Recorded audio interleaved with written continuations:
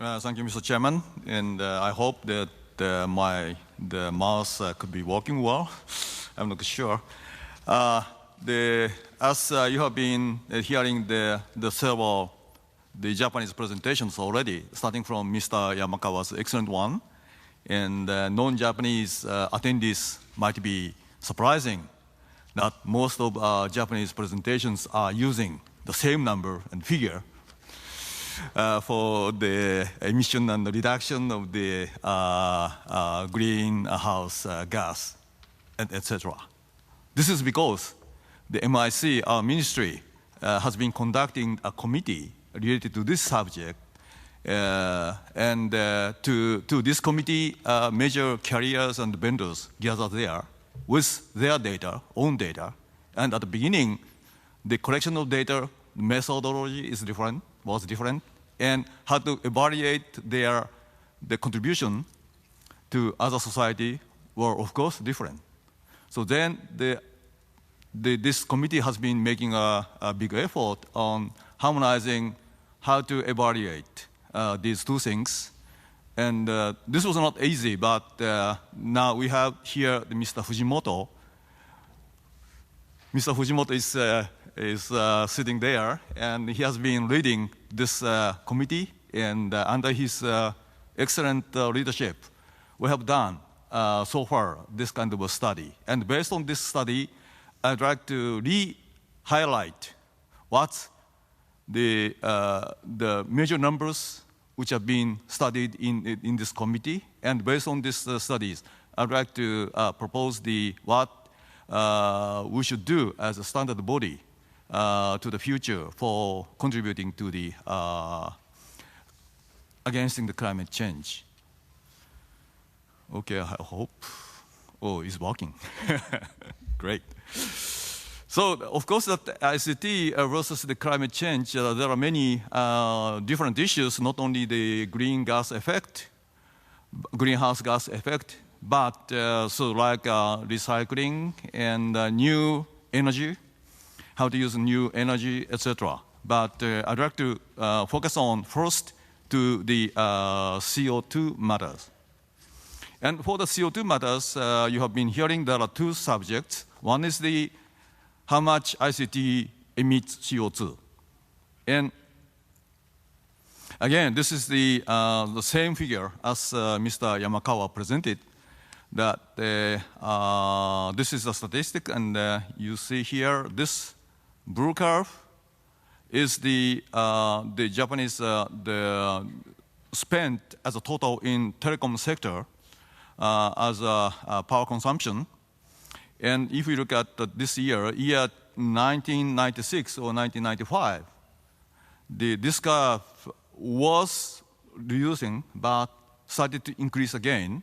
This is because this year 1995 or 1996 was the year for Japanese to boom the internet. In other words, it's the starting year of the internet or the broadband services.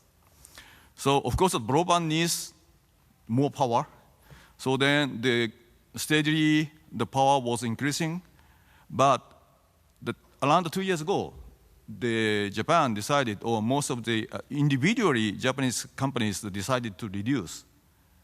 Or in another word, as Mr. Shinohara was mentioning in this case, that started to use the more efficient equipment, including the efficient air conditioning, etc. So then this power consumption started again to go down.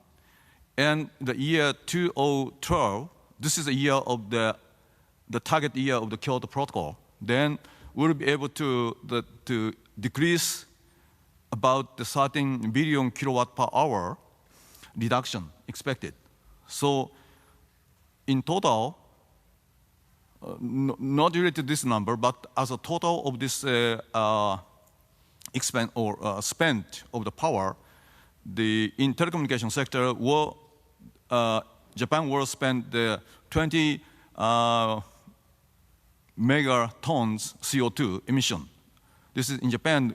We usually calculating from the kilowatt to the ton CO2, our coefficient number is 0.41. It's the Japanese case. Okay, so then the next is that as many people are repeating that the ICT reduces CO2 in various social activities. So I don't want to repeat the detailed explanation, paper reduction, and car traffic control, and people's movement segment by TV conference, and increase of business efficiency by the SCM, the supply chain management or customer relationship management or e-trade or e-commerce or power control, etc. There are various ways to do it. And monitoring the natures and monitoring the climate and control the imprecise this kind of things, including to ask the people to wear more the jacket or take out the tie, etc. Actually, in Japan, the government, if I visit MIC, I have to take out my, that is called the cool beast. Okay, so this is the estimated reduction of the CO2 in Japan, and you see here the component of the contributions, each contributions, energy control like this, and e-trade for the business sector and for the individual sectors at the target year of the Kyoto Protocol. And this is as I mentioned, the target year of the protocol, the Japan is expected or promised to reduce the 6% of the total energy in year 1990. So if you look at this number, it's very close to 6%. This means in year 2012, the ICT's application to other sectors will contribute to reduction of the 68 million tons of CO2, that is equivalent to 5.4 of CO2 emission. Wow. Promised 6% and 5.4 could be achieved. This is great. We have done. And of course, we are eating the energy. So it's very simple calculation, easy calculation. So this is the eating energy, about 30 million tons. And this includes the broadcasting and TV sets. As yesterday, Mr. Beshiriev was mentioning that most of the people are just talking about the telecom side and not including the broadcasting. But please do not misunderstand. Japanese are calculating carefully this broadcasting TV sets. As you mentioned that 1/3 of the additional one has been spent by this sector as well. And so then the 68 million ton is the reduction, so very easy. So as the total of the ICT is reducing 3% of CO2 emission in 1990 in Japan. So ICT, just as Ms. Gordon was saying that only eating the 2% of the total energy, according to her statistic, but contributing to the other 98%, and half of the expected effort could be done by ICT. So this was great. We believe this is very great and we should do it. And calculation itself is very easy. But who believes this calculation? Why? And especially this in another way of looking, the emission gas is becoming a market. The CO2 is becoming a kind of the phantom gold. In the case of the gold, if we get the gold, it's a money.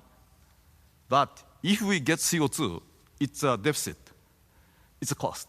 And if we lose the CO2, it's a money. So we can say it's a kind of a phantom gold. So then there already the phantom gold the market exists, and according to the current market price, it's about 1 ton is equal to the $30. But that started from the $6. Within these 2 years, it was raised up 5 times more.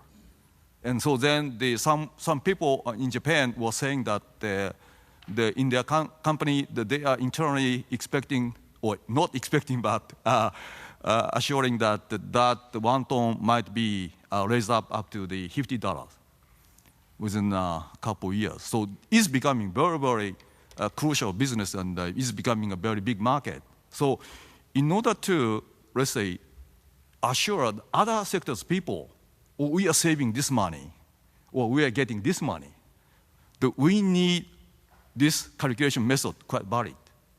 So in section 4, previous section, the people almost agreed to have some activity on the standards, this calculation method. So we need to verify the methodology itself. But even if the method is valid, if that is different country by country or company by company, it is not so usable. And even if unified, if that is not accepted by other sectors, it's meaningless. So we do need standard for the methodology. So I strongly would recommend Malcolm, Mr. Johnson, to take this quite seriously and to start this kind of standardization. So then the laws of ITU is what I'm proposing here is for the standardization point of view, to reduce energy consumed by ICT. It's obvious. So this activity already started, and then at the beginning of the forum, Mr. Johnson mentioned that he will review over 30,000 recommendations and check from this point. And I think we should do it. And already the study group 15 started this activity. So we welcome very much. I personally welcome this much. And the second one is that, as I have been emphasizing this one, how to evaluate energy savings of the various activities by ICT power. So in another word, define a methodology.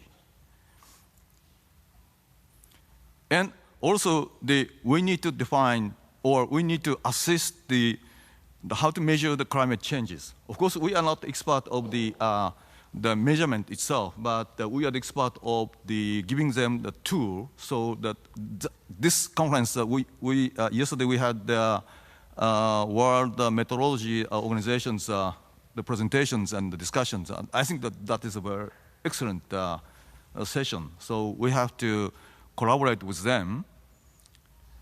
And although that methodology is done and this kind of things is done, but unless we could not encourage society, or in another word, in other sectors, to use the ICT, it's meaningless again.